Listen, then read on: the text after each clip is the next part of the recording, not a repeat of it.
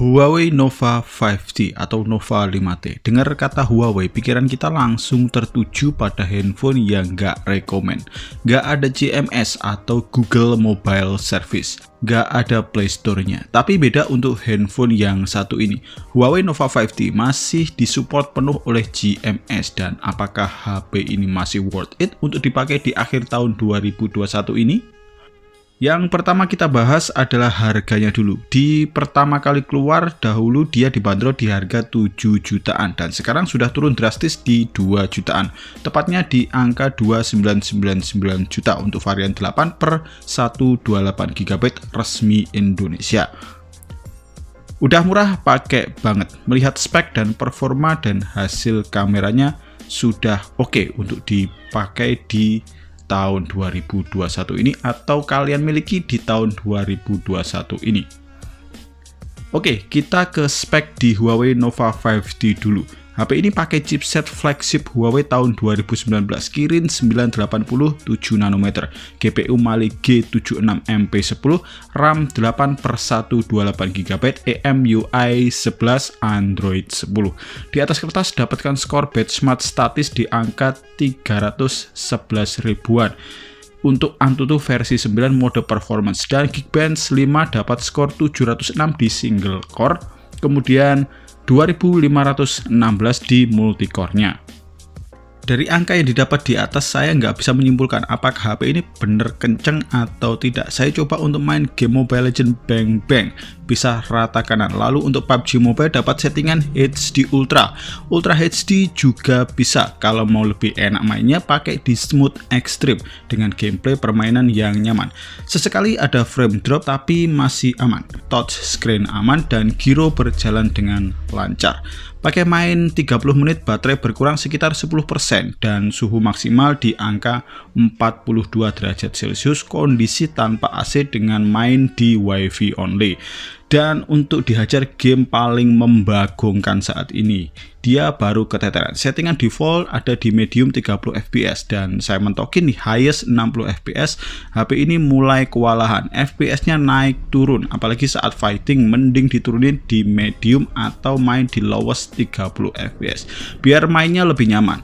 Main game selama 30 menit untuk Genshin Impact, baterainya berkurang sekitar 13% dan suhu maksimal di angka 45 derajat Celcius. Lumayan panas. Kembali lagi ke harganya, ini sih masih wajar, masih oke untuk performanya menurut saya. Kemudian kita ke desainnya.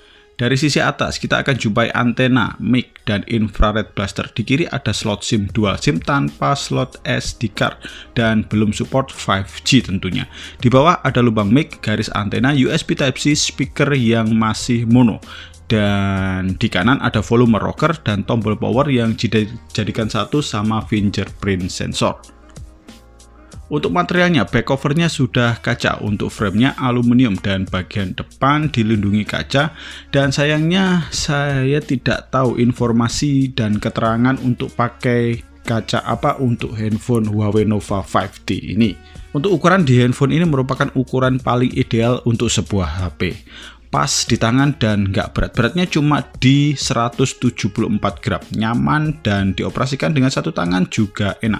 Lanjut untuk ke bagian layarnya. Layar di HP ini berukuran 6,26 inch dengan panel layar masih IPS Full HD+, belum AMOLED, refresh rate masih 60 Hz. Experience layarnya sih udah bagus, standar IPS, warnanya bisa keluar dan lumayan nyaman untuk dipakai melihat konten-konten di YouTube atau sosial media lainnya. Ya, kalau masalah refresh rate sih masih aman ya, karena di zamannya belum mengadopsi layar dengan refresh rate yang tinggi.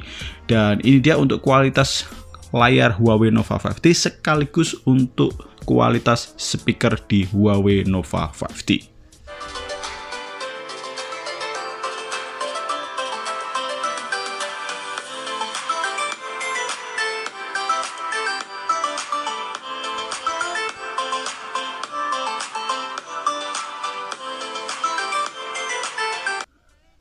Kemudian kita ke baterainya. HP ini dibekali dengan baterai 3750 mAh dengan maksimal pengisian daya 22,5 Huawei Supercharge.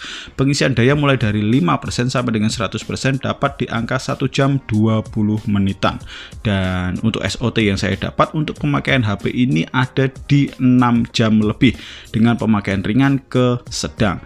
Dan sekali lagi untuk urusan baterai jangan jadi acuan ya, karena di device second yang saya nggak tahu kualitas tiap baterai di handphone second. Kadang dapat dengan kualitas yang bagus dan kadang ada juga dengan kualitas yang kurang bagus atau jelek. Tapi untuk ukuran baterai 3750 mAh dapat skor SOT 5 jam lebih itu sudah awet banget, sudah bagus. Next kita ke kameranya. Yang nggak disangka-sangka dari HP ini adalah hasil kameranya. Huawei Nova 5T punya setup quad kamera untuk kamera belakang dan single kamera untuk kamera depannya. Di belakang ada kamera utama 48 megapiksel f1.8 dan 16 megapiksel f22 untuk ultrawide, kemudian masing-masing 2 megapiksel untuk deep dan macro lens. Di depan ada 32 megapiksel f2.0. Untuk hasil kamera belakangnya sih bagus, dynamic range luas, detail dengan tone warna yang pas, nggak oversaturated dan nggak lebay, enak untuk dipandang. Untuk ultrawide-nya juga bagus, cuma ada sedikit perbedaan tone warna antara kamera utama dan ultrawide-nya. Di ultrawide agak gelap, untuk detailnya sih masih detail, masih oke. Lensa zoomnya juga oke, masih detail dan sedikit ada penambahan sharpness di hasilnya. Tone warnanya juga sedikit agak gelap dan overall sih semuanya masih oke, bagus malahan. Buat foto menantang matahari pun juga masih bagus, wajah objek masih terlihat dan langit di belakangnya juga masih oke, nggak overexposure. Di potretnya yang hasilnya sih nggak sebagus kamera auto ya, untuk kerapian sih masih rapi, tapi untuk keseluruhan seperti ada efek cat air yang terlalu dipaksa.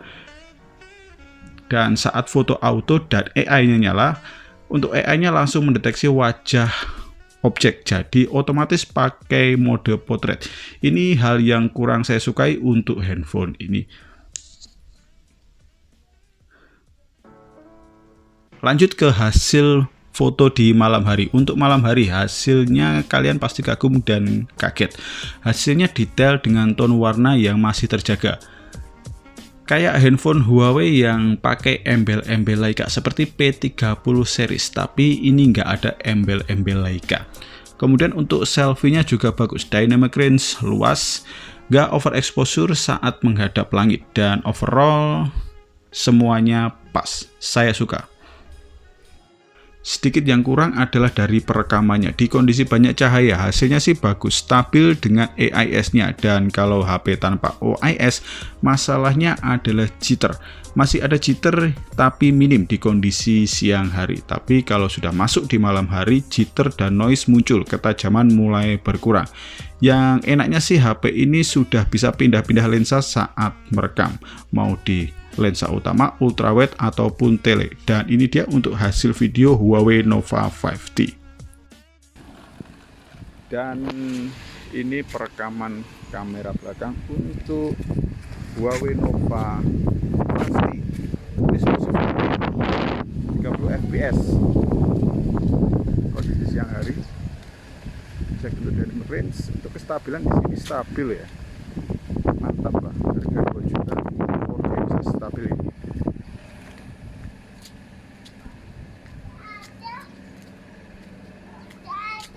Nggak ada untuk video yang melawan matahari,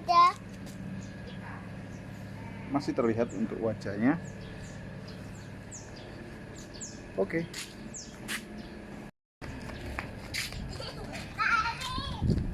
Untuk 4K nya stabil, dan ini untuk Full HD, Full HD 1080p 60 fps, stabil juga tentunya.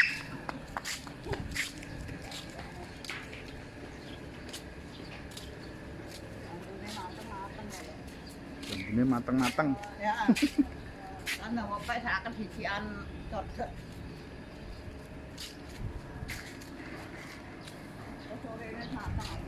Oke.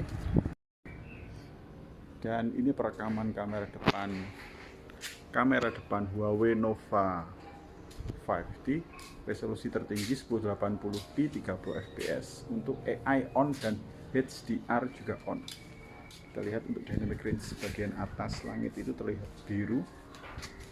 Kemudian kalau melawan cahaya, itu stabilizer aktif ya. Kalau melawan sinar matahari, langit masih terlihat, dan daun-daun di atas ini masih terlihat. Oke lah, 2 juta, harga 2 juta dengan spek kamera yang oke seperti ini. Yuk.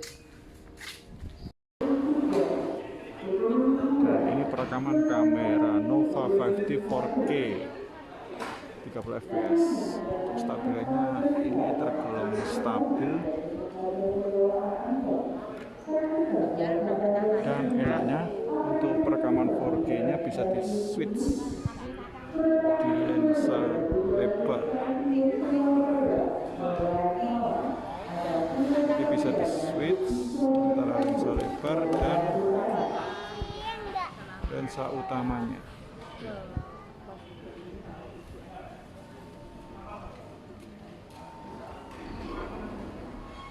Dan ini lensa lebarnya atau ultra wide.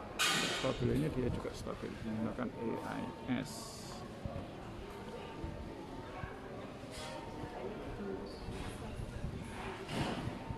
Oke.